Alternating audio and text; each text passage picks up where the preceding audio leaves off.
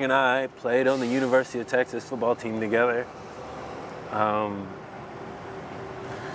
We were running back brothers, friends on and off the field, and that was my brother. So what was your reaction, when you got the news?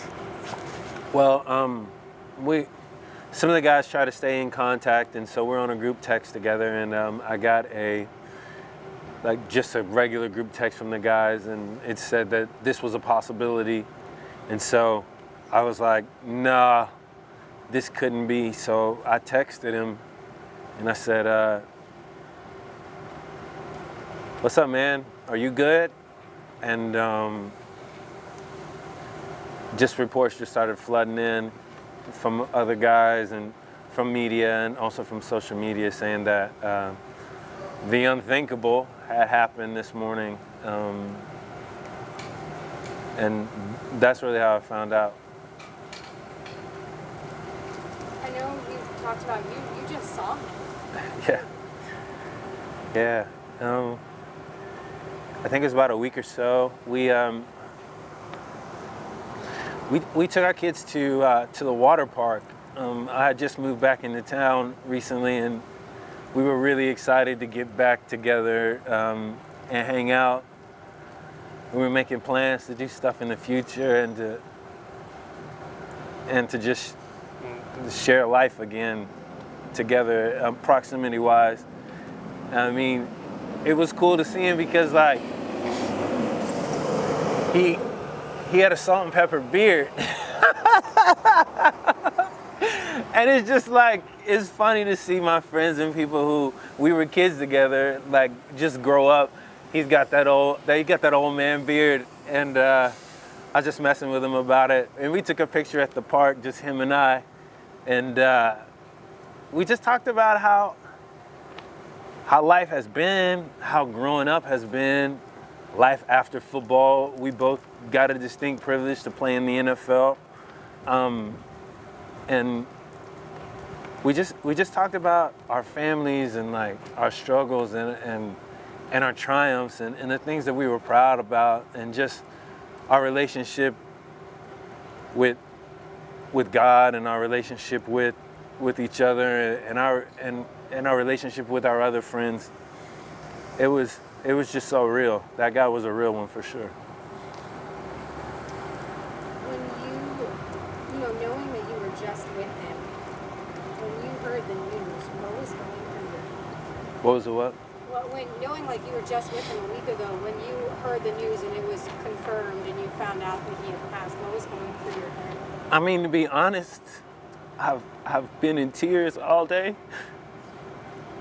I really just sat in my closet, because it's different when somebody grows to an age and they transition into the next life, and you know not to make plans with them, and you know not to plan your future together.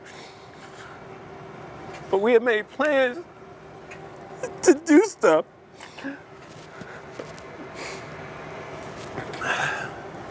I mean, we had made plans to see each other. My oldest son he's starting football for the first time. And I'm so proud of him. I mean, and I don't push him to do anything but to be the best that he can. And I remember Cedric being like, we need to get out there. We're going to show him. We're going to show him how to hit the field, how to do this, how to lift weights. And I texted him, and I was like, he's on the team, and that was his first day of practice. And let's just go to this middle school game. Let's go to this middle school game, and let's just be fans for once. And just enjoy the game from the sidelines and laugh and be the fans that we couldn't be because we were always in the game. And I want him to be a part of.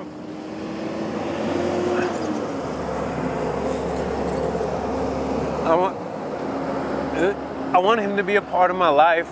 My youngest son, it's gonna be his third birthday, and I was gonna like we're gonna have like a party, and I think I've just been sick about it because I miss him, and I miss what we had and what we will have for the future. But also, I'm so stuck in the amazing memories that we had and that we made in college and in after college, and I mean, I remember sitting in the field house and sitting by him, and he would just say things. He would say things to me like, they don't know who we are. They haven't seen the best before. And I remember one time we were in a game, and I played fullback, and I was missing blocks. Don't tell nobody. I was in the game, and I wasn't playing up to the standard that we had set for each other. And he came over to me in the sideline. He pulled me. He was like, man, what's up? What's going on? I was like, I don't know if I got this. He's like, you got this because you got to. And it was something different. He was just reminded me of what we decided we wanted to be. And then we got in the huddle, and he was like, what was that song we were listening to? And he just started dancing to it. And we were singing it together. And every time, every huddle, every time the ball snapped, he'd be like, what's that song, man? What's up? What's up? What are we doing? What are we doing? And it was something about being a friend with somebody who you know might be one of the best to ever play. And like, it was undeniable, like the connection. You know, we let each other in a different way and became like brothers. And I'm gonna miss him. I'm gonna miss him every day. But I know he's in heaven, having a great time and just enjoying life, because we lived and he lived 100 miles an hour, like literally in every sense. And he had a nose for truth, and he was allergic to anything else. If it wasn't good, and if it wasn't truthful, and if it wasn't real, he wasn't about it. And he never let anybody around him stoop to a standard that they didn't want to be. It was just, I'm so proud that our stars crossed paths. And I know he's smiling and listening to that music. And knowing one thing, it was just like, this guy, for some reason, has got it all and can do it all. And he's humble and kind, especially to the people he loved and who earned his trust. And I had the pleasure to earn his trust. You talked about a lot of different memories that you made with him. What would you say, out of all of them, is your favorite memory that just sums up Cedric Benson? Yeah. July 4th,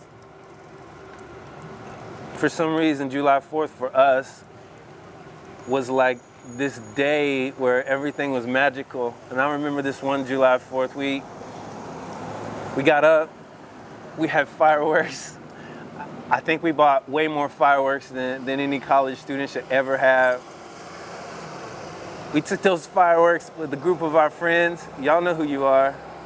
We got on a boat, and we just spent the day just in the water, just enjoying our lives, just having fun, just being young and being happy. And I remember that day standing on the boat beside him, looking up and watching the fireworks going off. And we just being like, this is, for some reason, the best day of our lives. And we just knew, it was weird, like we knew it would never happen again. But every time we get together, we'd always talk about July 4th.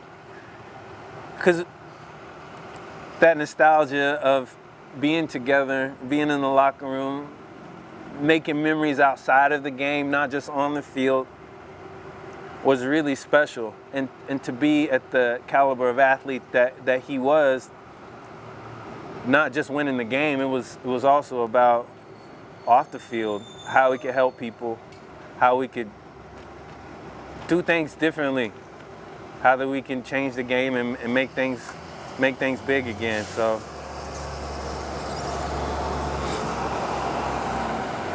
what is something that for people who don't know him and didn't get a chance to know him that you would want them to know about him?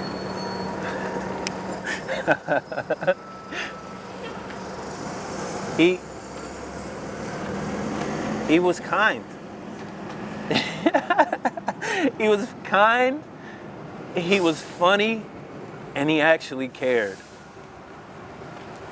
No matter what was going on, he actually cared about everything. He took everything to heart. He always knew what was going on. He was always one step in front of everybody else. And you can see he's already one step ahead of us all. Like, the guy was, like, at the end of the day, like, hilarious. And we laughed so hard, so often, and had the opportunity to, like, paint Austin burnt orange in the way that not many have had that opportunity. And we would just sit at the end of the night and just talk about what we wanted to do, how we wanted to dream. And he pulled something out of me that was, he like actually believed all that stuff. And it made me go to a new place. Like, I actually believed, and I've lived it. He inspired me. And every time I think of 32, I'll always be inspired to be great, to not stop, to not take anything for granted, and the most of all, to tell the people that I care about that I love them. The reason why I'm taking this interview is not just to honor my friend, but to tell people you love them. If you do, don't just say R.I.P. said you were a legend. That's great. He was my friend. And I want him back. And just to be like, hey man, I love you. And thank you for the part you played in my life. I hope that I made an impact on you like you made an impact on me. And people out there like, man, I love you. And y'all gonna talk and say it's sappy. I don't care. People need to hear it. People need to hear it. What would you say is the one thing that you're going to miss most about having him? What would you say is the one thing you're going to miss most about having him here?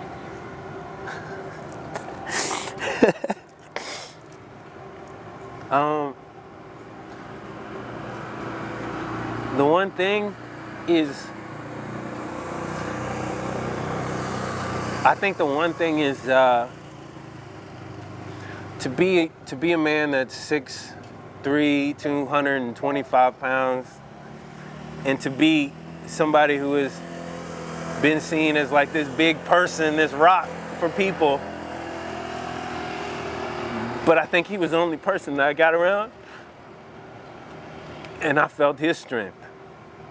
I'm gonna miss his strength, because when I get around him, everything just melted away, and I was like, hey man, I can do it. I got this. We got this. And not many people got that kind of strength. And I think the world is gonna feel it. And I'm hoping that it causes other people to step up and learn how to be strong, not just for themselves, but for other people who need it.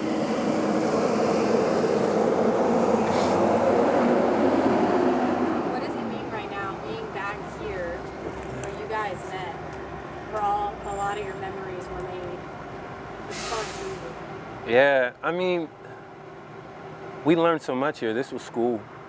Not just school for our minds, but schools for our souls and our hearts. We grew up here. We learned how to be men here. We learned what it means to fight. We learned what it means to bleed and sweat. And we learned what it means to win. We won. And because of that, I've got a taste for winning that can't be quenched. And just to be here and be able to honor my friend at this place is so special. I'll never take for granted the 40 acres and the Longhorn family and the people out there who come to these games and support football players and give us a stage to do what we love to do. It's very important. I think this is the most fitting place for us to really just talk about them. Is there anything else you would like to add?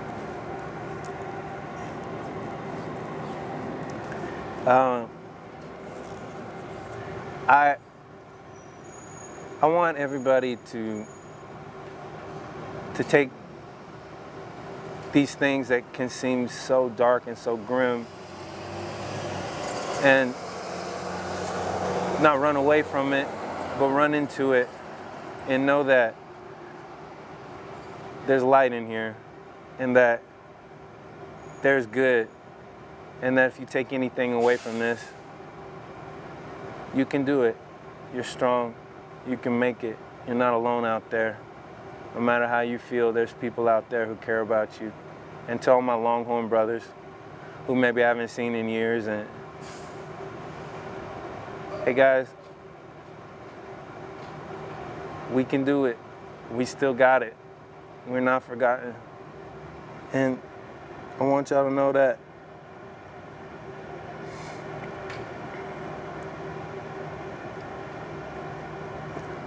We lost a great one. And I laugh because of the wonderful memories that we made. And I cry because of too young, too soon. And said, B, I'm gonna miss you, bro.